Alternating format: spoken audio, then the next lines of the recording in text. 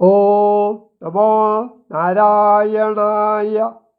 ജടായുവിൻ്റെ സ്തുതി തുടരുന്നു.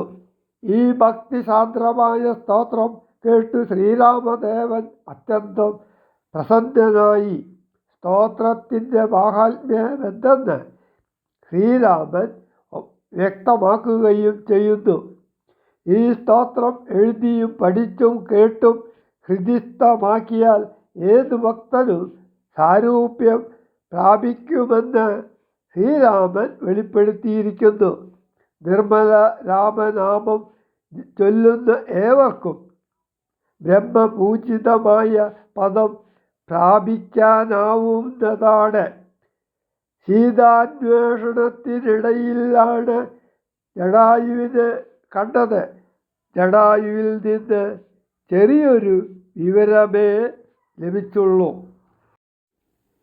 സ്മിതസുന്ദര വികാസിത വക്ത്രാംബോരുഹം സ്മൃതിഗോചരം അസിതാംബുദകളേബരം സിതപങ്കജ ചാരുനയനം രഘുവരം ക്ഷിതിനന്ദിനീവരം പ്രണതോസ്മ്യഹം രാമം ജലപാത്രൗഗസ്ഥിത രവിമണ്ഡലം പോലെ സകല ചരാചര ജന്തുക്കളുള്ളിൽ വാഴും പരിപൂർണാത്മാനം അദ്വയം അവ്യയം ഏകം പരമം പരാപരം പ്രണതോസ്മ്യഹം രാമം വിധിമാധവ ശംഭു രൂപഭേദന ഗുണ ത്രിദയ വിരാജിതം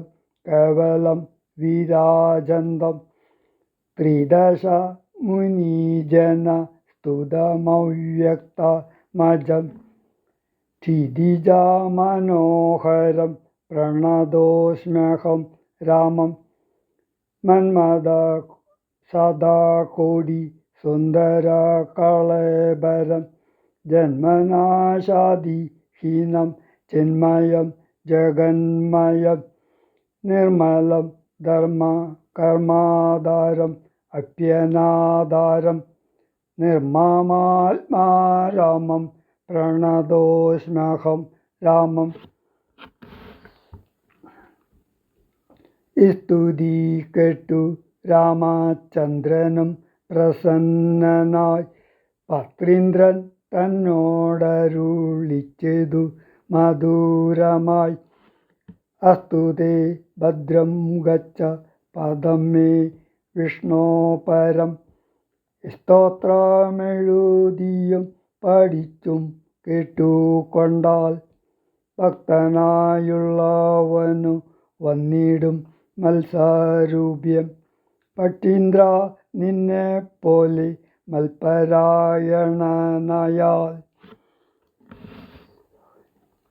ഇങ്ങനെ രാമവാക്യം കേട്ടൊരു പക്ഷി ശ്രേഷ്ഠൻ അങ്ങനെ തന്നെ വിഷ്ണു സാരൂപ്യം പ്രാപിച്ചുപോയി.